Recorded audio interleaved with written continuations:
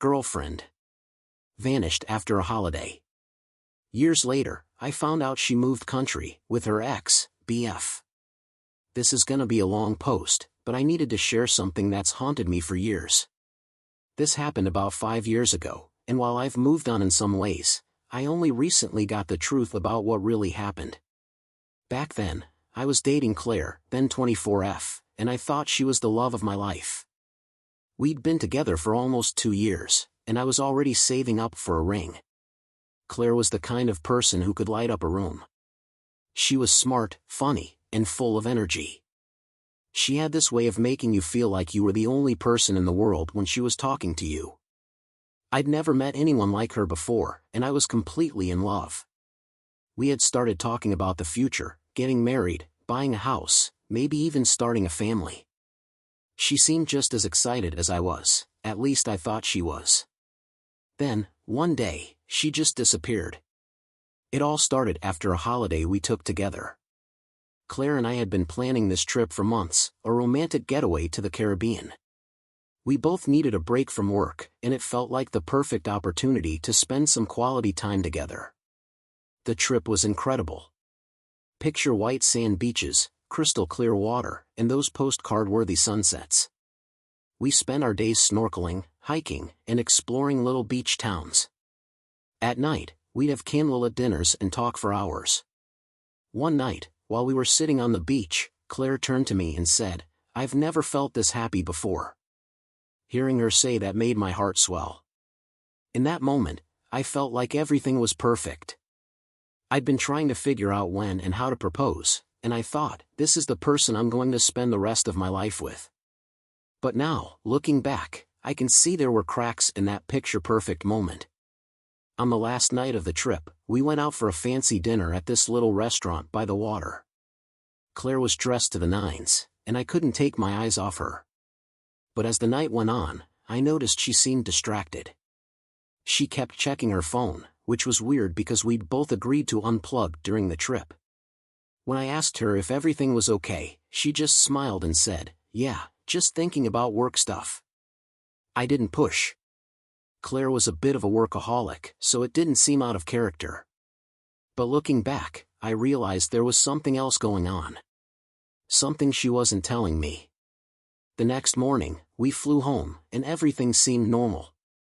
Claire kissed me goodbye before heading to work and told me she'd see me that evening. But when I texted her later to make dinner plans, she didn't reply.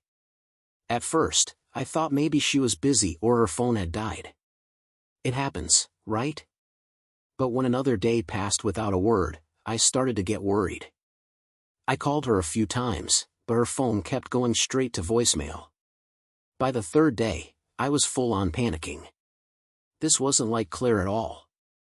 I decided to stop by her apartment, thinking maybe she was sick or something. But when I got there, I was hit with the biggest shock of my life.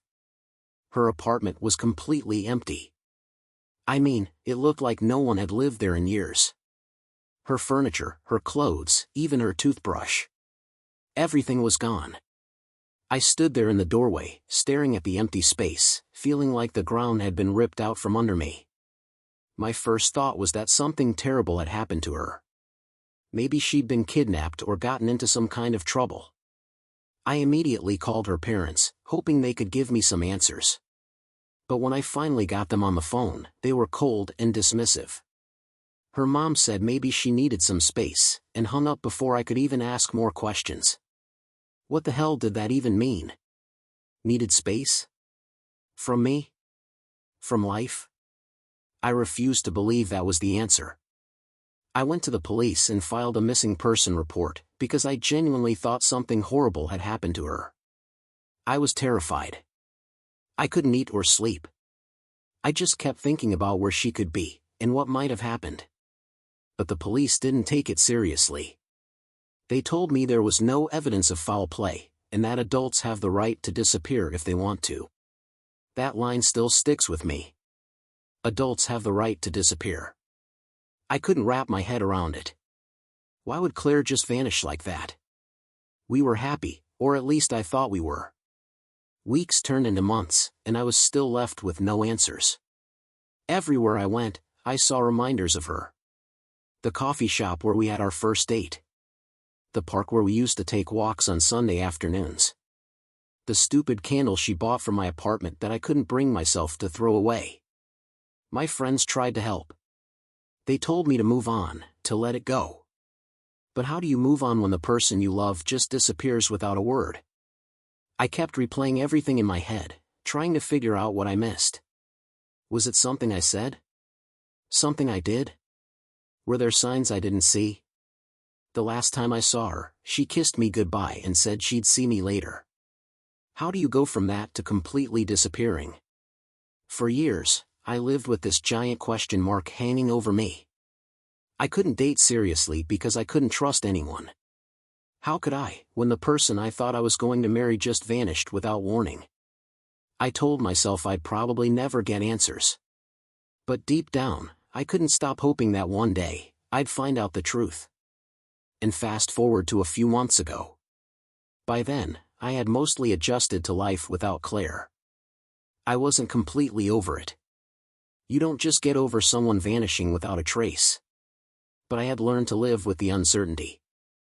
I threw myself into work, went on a few casual dates and focused on taking care of myself. For years, I thought I'd never get closure. I told myself that whatever happened to Claire was just one of those mysteries I'd have to live with. I'd even started to convince myself that maybe it was better not knowing. Then, one random afternoon, I got a message from a mutual friend. We hadn't talked in years, so I didn't think much of it at first. But when I opened the message, my stomach dropped. It said, "Hey, I just thought you should know. I came across Claire on Instagram. She's living in Spain.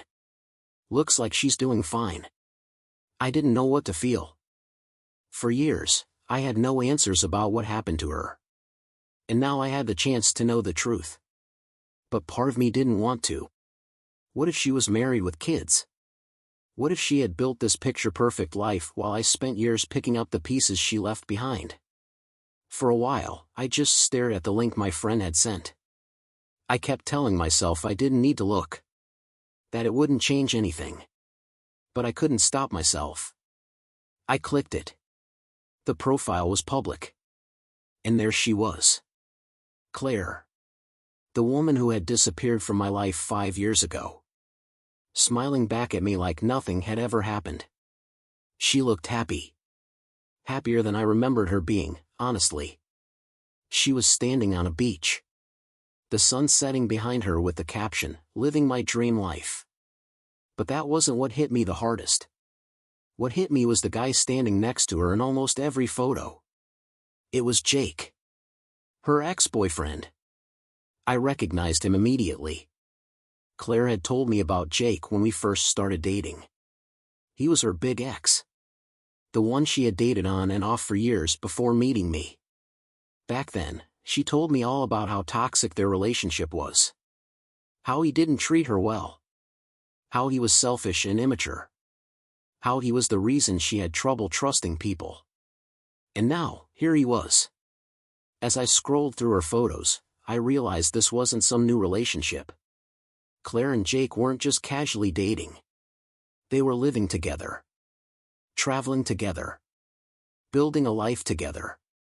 There were pictures of them hiking, lounging on the beach, eating at cute little restaurants. One photo had a caption that said, "Finally found my happiness." Another said, "Where I'm meant to be." It felt like someone had punched me in the gut. All those years of wondering what happened. Of thinking maybe I did something wrong. And now I had my answer. She didn't disappear because of some crisis or tragedy. She left me to be with him. The more I scrolled, the more things started to make sense. I noticed dates on some of the older posts. Dates that lined up with the last few months we were together. That's when it hit me. Claire and Jake had reconnected while she and I were still dating. They'd been messaging each other in secret. While I thought we were happy. While I was planning our future. She was deciding whether she wanted to leave me for him. And during our trip to the Caribbean, the trip I thought was a celebration of our love, she was making her decision. I remembered how distracted she'd been during that last dinner. How she kept checking her phone. At the time, I thought it was just work stress. Now, I realized she was probably texting him. After the trip, she made her choice. She packed up her life, moved to Spain, and started over with Jake. And she didn't even have the decency to tell me. I can't even describe how I felt in that moment. Angry? Absolutely. But more than that, I felt betrayed. I had spent 2 years loving her, supporting her, building a life with her. And she threw it all away like it meant nothing. But the anger wasn't just directed at her. I was angry at myself too. How could I have been so blind? How did I not see the signs? I kept thinking back to all the times she'd talked about Jake. How she'd brushed off their relationship as ancient history. How she'd reassured me he was out of her life for good. I trusted her. I believed her. And now, I realized it was all a lie. And then there was the hurt. Seeing her so happy, so carefree, while I spent years trying to piece my life back together. It cut deeper than I thought possible. I felt like I'd been robbed of something. Like I had been stuck in this loop of heartbreak and confusion while she was out there living her best life. Update 1. So what I did. After spending hours scrolling through her profile, I knew I couldn't just leave it at that. I needed answers. I needed to know why she couldn't just tell me the truth. So, after thinking about it for a few days, I sent her a message. I kept it short and simple. I know what happened. Why didn't you just tell me? I didn't expect her to respond. Honestly, I thought she might block me or ignore me. But to my surprise, she replied the next day. Her message said, "I'm so sorry for how I handled things. I didn't want to hurt you. I thought disappearing would be easier for both of us." When I got Claire's response, I didn't know whether to laugh, cry, or throw my phone across the room. I thought disappearing would be easier for both of us. Was she serious? Easier for who? Because it sure as hell wasn't easier for me. For years, I'd lived with the guilt, confusion, and heartbreak of her vanishing. I'd replayed every moment of our relationship in my head, wondering what I did wrong. And now she was acting like ghosting me with some kind of favor? I took a deep breath and decided to reply. Easier? Claire, do you have any idea what you put me through? I thought you might be dead. I filed a missing person report. I spent years wondering if I was the problem. If I'd done something to push you away, and you thought disappearing was easier? I hit send and my hands were shaking. I didn't expect her to reply again, but she did. She started off by saying she was sorry, but honestly, it didn't feel like she meant it. She said she didn't know how to tell me the truth because she didn't want to hurt me. She admitted that she had reconnected with Jake while we were still together and said that their history made her feel like she needed to give their relationship another shot. I didn't know how to break it off with you, she wrote. You were so good to me, and I didn't want to hurt you. I thought if I just disappeared, it would be less painful for both of us. I stared at the screen, reading that message over and over. I couldn't believe what I was seeing. She was actually trying to justify ghosting me, as if her fear of an awkward conversation somehow outweighed the pain of what she did. I told her exactly how I felt. I told her about the nights I stayed up worrying, the months I spent feeling like I wasn't good enough, the years of wondering if I'd ever get closure. I told her how finding out the truth didn't make things better, it made them worse. Claire's responses were frustrating, to say the least. She kept apologizing, but it felt hollow. Every time she said, "I'm sorry," it was followed by an excuse. I didn't think you'd understand. I didn't want to hurt you more than I already had. I didn't know how to face you. It was all about her, her feelings, her fears, her regrets. Not once did she acknowledge the depth of the pain she caused me. At one point, I asked her why she didn't just break up with me before the trip. If she knew she still had feelings for Jake, why let me think everything was fine? Why let me believe we were building a future together? Her answer: I wasn't sure what I wanted at the time. I thought the trip might help me figure it out. She thought the trip might help her figure it out. While I was sitting there, thinking about proposing, she was using that time to decide if she wanted to stay with me, or run back to her ex. I couldn't take it anymore. I told her that her excuses didn't matter, that nothing she said could undo what she did. I told her I didn't want or need her apologies. I just wanted her to know how much she had hurt me. Then I blocked her. I thought that would be the end of it. I'd gotten my answers, if you can even call them that, and I was ready to move on. But of course, it wasn't over. A few days later, I got a message from Jake. I don't know if Claire told him about our conversation, or if he saw the message somehow, but he decided to reach out. His message was long and self-righteous, and it made my blood boil. Claire didn't know you anything, he wrote. She made the right choice for her happiness, and you need to respect that. You should be grateful for the time you had with her, instead of holding on to this bitterness. Grateful? He wanted me to be grateful? I couldn't believe the audacity. This was the guy she left me for, the guy she cheated on me with, and now he was lecturing me about respect and gratitude? I told him to stay out of it. I told him he didn't know the half of what I went through because of their selfish actions. I told him he could have Claire because I didn't want anything to do with either of them. Then I blocked him too. Just when I thought things couldn't get any crazier, Claire's mom called me. I hadn't spoken to her in years, not since the day I called to ask if she knew where Claire was, and she brushed me off with, maybe she needs some space. But now, out of nowhere, she was on the phone, accusing me of harassing her daughter. I don't know what you think you're doing, she said, but Claire has moved on. You need to leave her alone. Leave her alone? I wasn't the one who reached out first. Claire was the one who replied to my message. Jake was the one who sent me that condescending essay. I couldn't take it anymore. I told her exactly what I thought. I told her that if Claire had been honest with me from the beginning, none of this would have happened. I told her that her daughter's actions had caused years of pain, and the only reason I reached out was because I needed closure. Then I hung up. After all that, I decided I was done. Done with Claire, done with Jake, and done with anyone who thought they had the right to tell me how I should feel. I deleted the messages, blocked Claire's entire family, and promised myself I wouldn't let them take up any more space in my life. Getting the truth didn't fix everything, but it helped me finally let go. I could stop wondering, stop blaming myself, and start focusing on my future. So after all the drama with Claire, I thought it was over. I had blocked her on every platform I could think of, told her exactly how I felt, and made it clear that I didn't want her in my life. I thought I could finally move on. But of course, life isn't that simple. About a month after I blocked Claire, I got a call from one of my old friends. We hadn't talked in a while, so I was surprised to see their name pop up.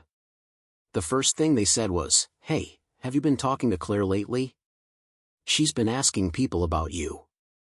That stopped me in my tracks. Claire? Why would she be asking about me? I asked. My friend sighed and said, "I don't know, but she reached out to me the other day, asking how you were doing. She said she's been thinking about you and wants to reconnect." Hearing that made my stomach churn. After everything she put me through, the lies, the ghosting, the excuses, she thought she could just waltz back into my life? I ignored it, hoping it would blow over. But a week later, I got an email from Claire. "Hey, my name." It began. "I know you probably don't want to hear from me, but I've been thinking about you a lot lately. I miss the good times we had, and I regret how things ended between us. I know I hurt you, and I'm sorry. I'd love a chance to reconnect and maybe start fresh." I stared at the email for what felt like forever. My first instinct was to delete it. I didn't owe her anything. But the more I thought about it, the angrier I got. She had the audacity to reach out to me after vanishing without a word and then trying to justify it. I wasn't about to let her off the hook that easily. I decided to respond. "Claire," I wrote, "I appreciate you reaching out, but I think it's best if we don't reconnect. I've moved on with my life, and I hope you've done the same. I wish you the best, but I don't think revisiting the past is a good idea for either of us." I hit send, hoping that would be the end of it. Spoiler alert, it wasn't. Claire didn't take my response well. Within an hour, she sent a string of emails accusing me of being cold and unforgiving. "You're still holding on to resentment," she wrote. "I've already apologized. What more do you want from me? You need to let go of the past and move on." Reading her emails made my blood boil. What more did I want?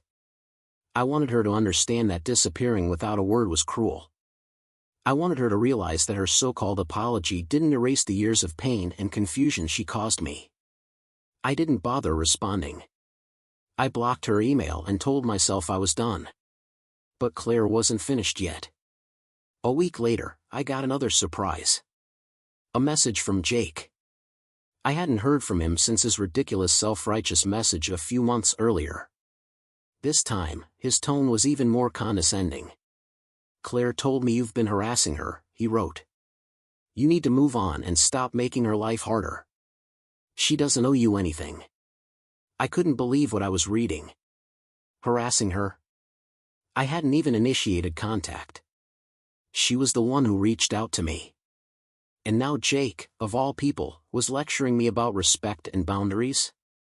I didn't even bother responding. I blocked him and decided to put an end to this nonsense for good. But, because Claire couldn't help herself, there was one final twist. A few weeks after Jake's message, Claire showed up at my apartment, unannounced. I was home at the time, and when I opened the door and saw her standing there, I froze. She looked nervous, like she wasn't sure how I'd react. "I just want to talk," she said. I was too stunned to speak at first. Finally, I managed to say, "What are you doing here, Claire?" She launched into this whole speech about how much she missed me, how she realized she made a mistake by leaving me for Jake, and how she wanted another chance.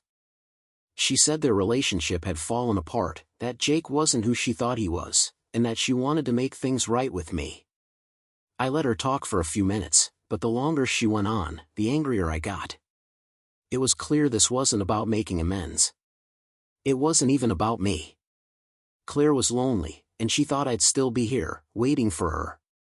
When she finally finished, I looked her in the eye and said, "Claire, I'm sorry things didn't work out with Jake, but I've moved on. You should too." Then I closed the door in her face. That was the last time I saw Claire. She didn't try to contact me again, and as far as I know, she and Jake are completely out of my life for good. Looking back, I feel a strange mix of emotions. Part of me is still angry about everything she put me through, but another part of me feels relieved. For years, I felt stuck, like I couldn't move forward without answers. Now, I know the truth, and while it didn't fix everything, it gave me the closure I needed. These days, my life is in a much better place. I'm dating someone new, someone kind, honest, and nothing like Claire. I've also been focusing on my career and personal growth, making sure I never let someone else's actions derail my life again. If there's one thing I've learned from all of this, it's that closure doesn't come from the other person. It comes from deciding to let go and put yourself first. It's been a few months since Claire showed up at my door, and honestly, I've never felt more at peace. That last interaction wasn't just closure, it was a wake-up call. Seeing her standing there, trying to worm her way back into my life, made me realize how far I've come since she left. For so long, Claire was like this shadow hanging over me. Even when I wasn't actively thinking about her, she was always there in the background. What did I do wrong? Why didn't she tell me the truth? Was I not good enough? Those questions haunted me for years, but now, I feel lighter. It's like I've finally shut the door on that part of my life, and I don't plan on looking back. I don't go out of my way to keep tabs on Claire, but mutual friends occasionally bring her up. After Jake cheated on her, their relationship imploded, and she moved back to the US. Apparently, things haven't been easy for her. She's been bouncing between jobs and apartments, trying to get her life back on track. Part of me feels bad for her, but only in the same way you'd feel bad for a stranger. I don't hate her anymore. I don't feel much of anything. At this point, she's just someone I used to know. That said, there's a small part of me that feels vindicated. I wouldn't wish her situation on anyone, but it does feel like karma caught up with her. After everything with Claire, I decided I needed to prioritize myself for the first time in years. No more obsessing over the past. No more giving my energy to people who didn't deserve it.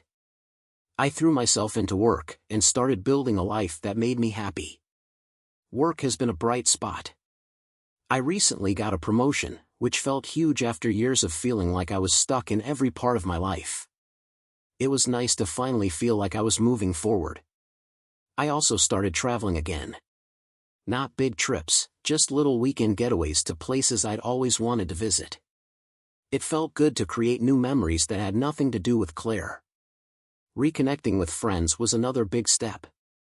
I'd isolated myself so much after Claire disappeared, and it felt amazing to rebuild those relationships.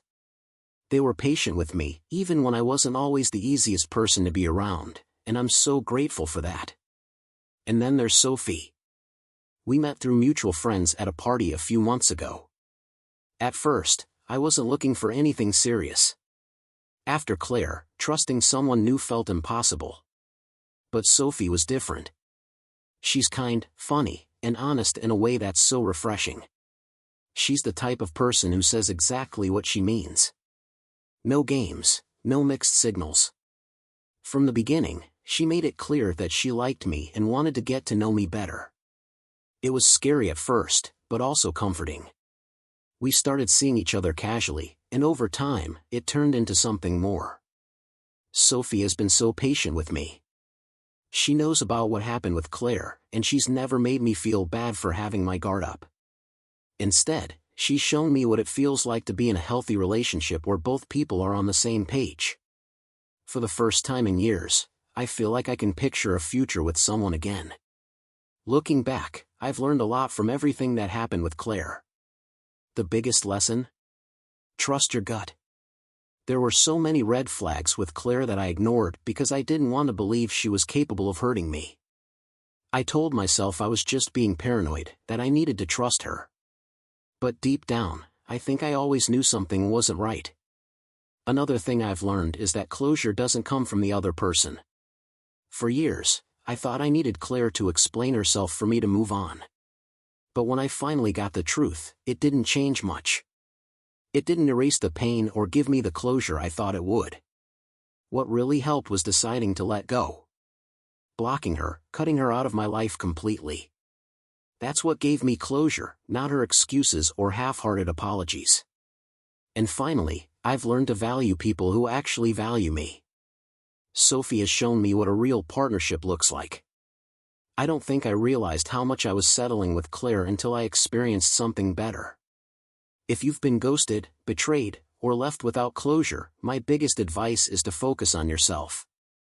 I know that's easier said than done, but it's the only way forward.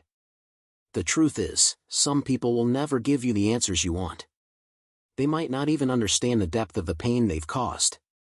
And honestly, that's on them. It has nothing to do with you. Spend time with people who genuinely care about you. Invest in things that make you happy, whether it's a new hobby, your career, or just spending more time with friends and family. And remember, the best revenge is living well. It might take time, but I promise, you'll get there. When Claire left, it felt like my entire world had ended. I couldn't imagine a life without her, and I didn't think I'd ever be happy again. These days, Claire is just a name from my past. She's not the person I think about when I wake up, and she's not the person I picture in my future. That spot belongs to me now, and maybe to Sophie too. Thank you, Reddit, for reading my struggles. It's been tough, and I feel this was a good way to have it all out there.